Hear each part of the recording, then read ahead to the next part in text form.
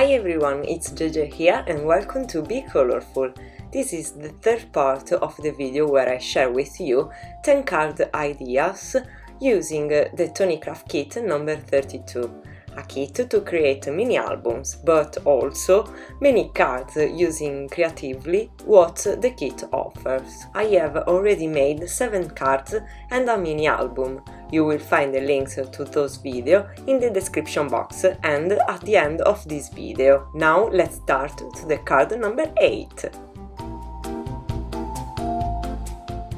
First of all, I'm gonna make my card base in a standard size that's 4 1/4 by 5 1/2 or A2. I use 300 GSM white cardstock. Then I'm going to cut out this wonderful white craft paper with pink gold foil triangles into a 5 1/2 by 2 1/2 panel. After that, I will cut it obliquely, starting from the right side, which I leave 2 1/2 inches, up to the other side, which will become 1 inch. Now, from the coral pink paper of the kit, I'm going to trim off a very thin strip that will finish the top edge of the foiled panel. So I'm gonna stick my panel on the card base with some foam pad to give a nice dimension. I love making different thickness levels on my card. I think I never made a totally flat card. Now I can stick the coral pink strip at the very top edge of the panel and the background is pretty finished. Simple, but in my opinion really nice, thanks to the special foiled paper which deserve to be the protagonist of the card. To decorate it, I will create a flower using this die which cut out the basic shape of the flower on white cardstock. On the same white paper, I'm going to use the same shape but covering up the inside with the matching die that creates the petals. I'm going to align the edges, making sure to leave the same space between the two dies. I temporarily fix the dies with low stick tape and I'm gonna pass everything through my Big Shot machine. With the petals die, I'm gonna die cut once again, but on the coral pink paper. Now I glue the flower with the curved petals on top of the flower base. Then I move on to the paper piecing technique. In fact, I will glue the small coral pink petals in the respective spaces of the white flower, as if I were composing a puzzle. In the meantime, I'd like to remind you that you will find the list of all the supplies I'm using in this video, both in the description box and in the coordinated blog post. So let's move on to the sentiment. From this very versatile stamp set with a lot of sentiment for every occasion, I'm gonna stamp the word Celebrate, which has an unwrite font, and the phrase It's time to, which however is in a block letters. I will stamp with my stamping platform just to be sure to well align the sentence before stamping and also to have the possibility to stamp several times in the same point until I'll get a good impression. I'm using a pink ink close to the coral pink of the paper. Being a distress ink, the stamp does not come out perfect.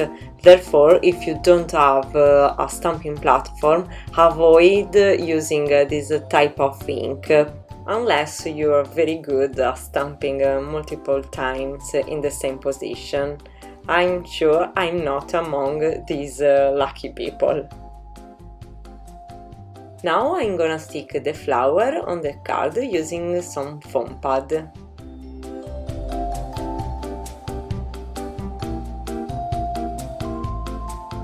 As final details, I create some pink drops with the crystal drop included in the kit.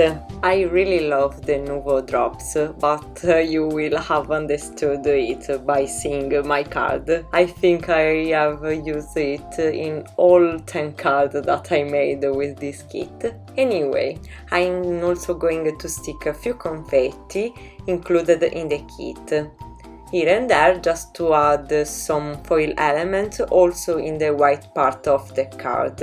I play a bit with these elements to decide their position, so that they are visually balanced. To pick up them and move them around easily, I'm using a pickup pencil with a resin or wax lid, I think. It is used in a nail art to apply small gems on the nails, allowing to place them on the nail in a precise way. On Amazon you can find very cheap multiple packs, but I can't guarantee the quality. This one I'm using is from Sticks 2. Okay, the card is finished, easy peasy, simple, but the foil paper is just gorgeous in my opinion. For this card I will make a shaker card, as in the kit we find a jar of confetti. First of all, I'm gonna prepare my card base using thick white cardstock. This time I will use a top folding portrait card, which always has standard size 4 1/4 by 5 1/2. If you are interested, I could make a video dedicated to the card base, just let me know. On the same white cardstock I get a panel slightly smaller than the standard card, exactly ½ inch on both sides. Now, with the flower base die, I'm gonna create 3 windows for my shaker card. And voila! Once the windows are ready, I can proceed to the usual steps to create the shaker card. For the back of the panel, I'm gonna cut out a background panel that will completely cover up my card base, using this green pearlescent paper. Before gluing everything, I temporarily fix the 2 panels and stamp the Just For You sentiment inside the central flower. As an ink, I'm using the VersaFine Onyx Black. Now let's go back to the composition of the shaker card, creating the glass of the windows.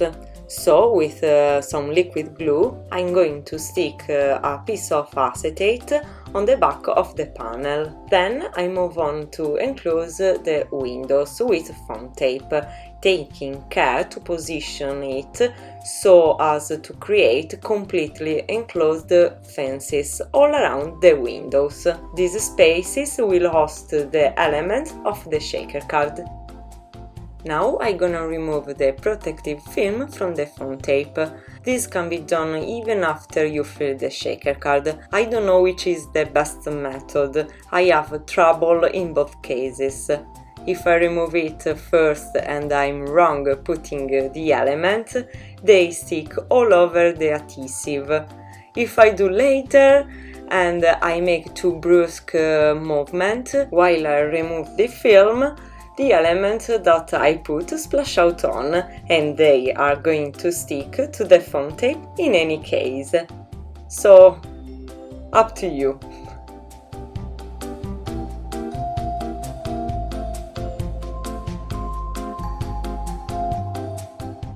Okay, I'm gonna fill the shaker card with the confetti, and ta-da! The disaster!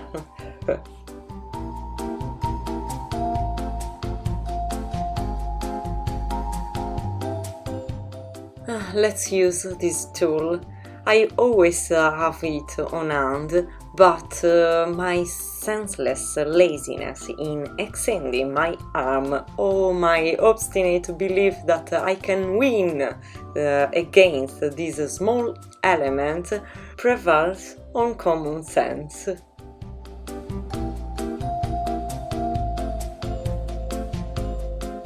You see, they always win.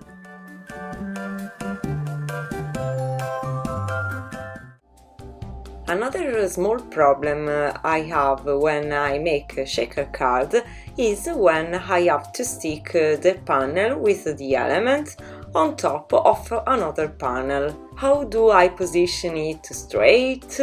So today I'm trying to put another piece of acetate to close the confetti inside forever. The acetate is transparent, so we will still able to see the background panel.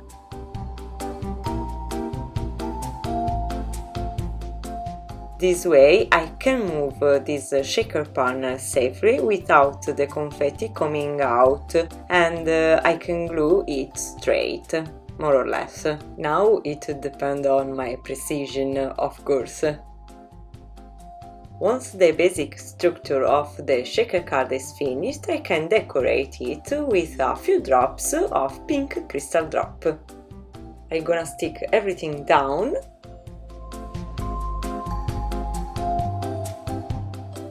And my card is finished. Later, I heard this card calling me. I felt that, in my opinion, something was missing, so I decided to add a sentiment, stamping a gift on a piece of pink pearlescent paper with my VersaFine Onyx Black.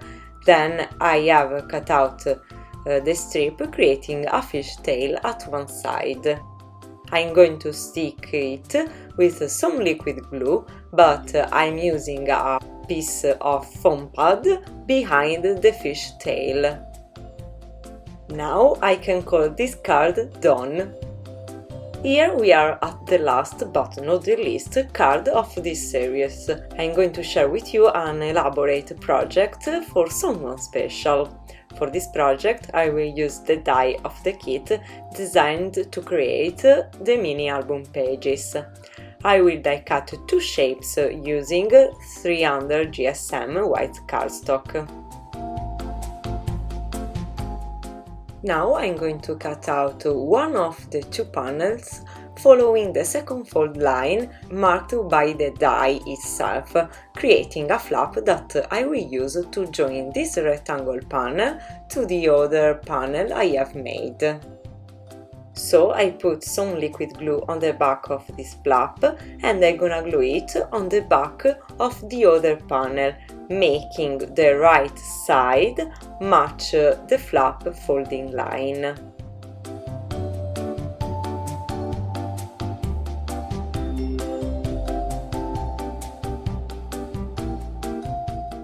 I have made the basic structure of this card.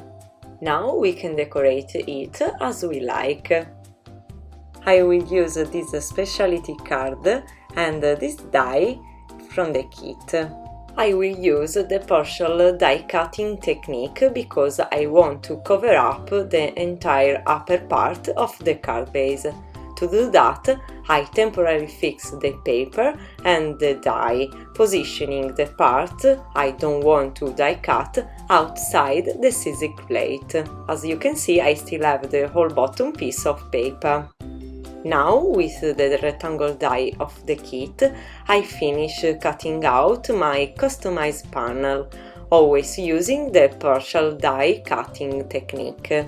First, however, I have to mark where to place the die. I fix the panel with glow stick tape, I turn the card and mark where to place the rectangle die.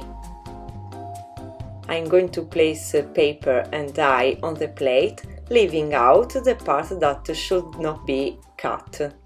Okay, and the panel is ready. To understand what I'm going to do, I tell you that I will create a small handbag. So now I apply 2 eyelets to create the closure. I'm going to position the 2 eyelets so that they are equidistant from the center. I'm using the central point of the panel shape as a reference point.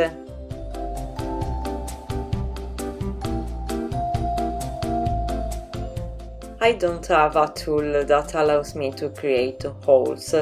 I have this very basic and really low quality tool. The eyelet tool does not make it to punch the paper, so I have to get by like this. Anyway, I temporarily position the pink panel on the card base and I sign where to punch the card, in correspondence with the holes I have just created.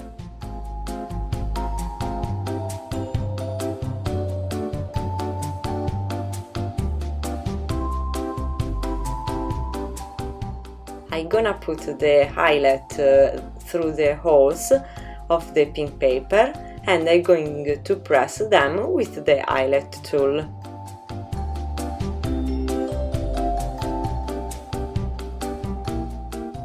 Then I'm going to stick the panel on the card base, taking care to align all the holes.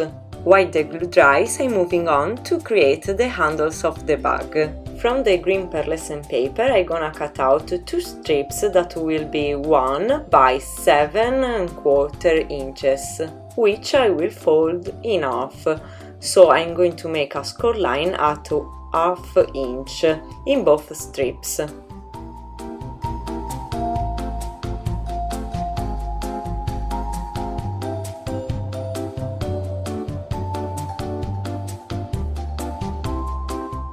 Now I apply the glue, avoiding the 2 ends, precisely leaving 1½ inch of paper in both sides without glue. Here I was wrong, but I removed the glue before it dries.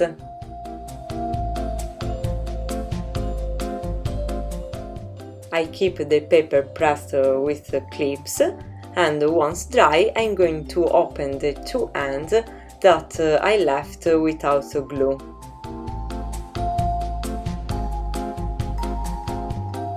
I'm going to create round corners with my scissors. Then I gently flatten the ends a little bit so I can glue them on my bag later on. This is what I will get. I'm gonna decorate my handles by applying these pink paper clips. To apply them easily, I make a small cut with a precision cutter, and the handles are ready to be glued.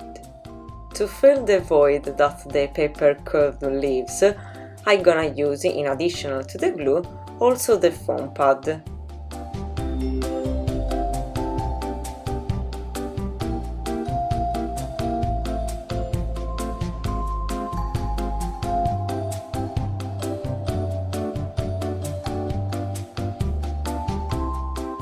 And my handbag has definitely taken its shape.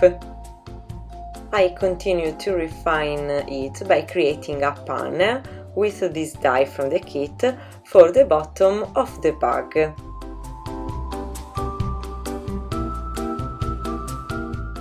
To glue it, I will use a very thin foam tape in order to create a small pocket. Stop! Oh no, too late. Before stick it down, I should have put the ribbon to close the bag. Okay, it came off without doing too much damage. I'm gonna create 2 cuts aligned with the holes at the top of the bag, and then I'm gonna thread the ribbon through the 2 holes. Now I can glue the panel to the bottom of the bag.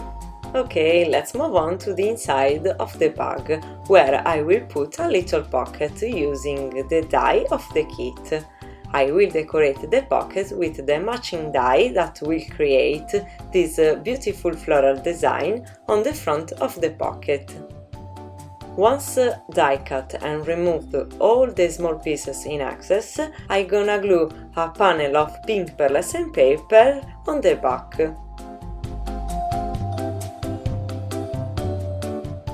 I'm going to fold the flaps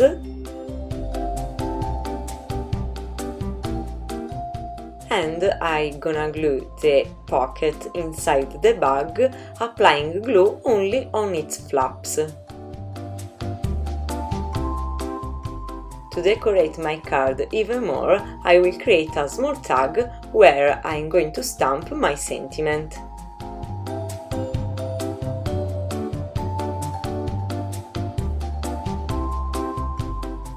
I'm going to embellish my tag by creating a flower with the paper piecing technique, using pink pearlescent petals that I have kept from the previous die cut.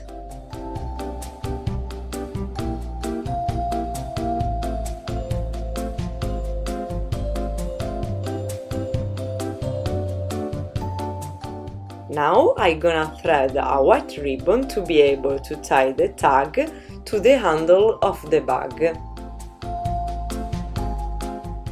Then I'm going to tie a piece of lime green ribbon to the white ribbon to add feather decoration.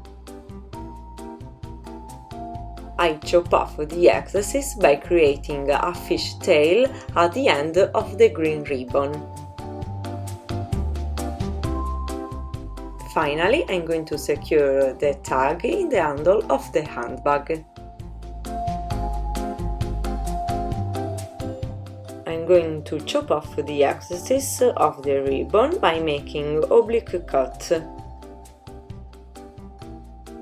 As a finishing touches, I'm using the pink crystal drop to create the center of the flower, here in the tag and in the pocket inside of the bag.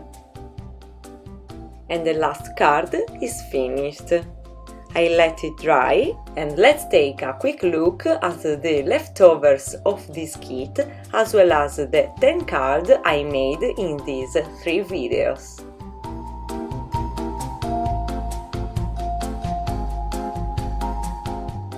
There are quite a few leftovers from paper, some of the sheets are almost whole. I will say that other cuts can be created. Then I still have, I presume, a lot of product inside this bottle, and I have a lot of confetti to make many shaker cards. I still have enough mousse to have fun creating background with the techniques I showed you in the first video. I think there is enough color in the markers, despite having colored too many paper strips for the card number 4 of the first video. And of course I still have stamps and dies forever. In these videos we have created many types of cards using the products included in the kit in a creative way, for example creating background with mousse and stamps.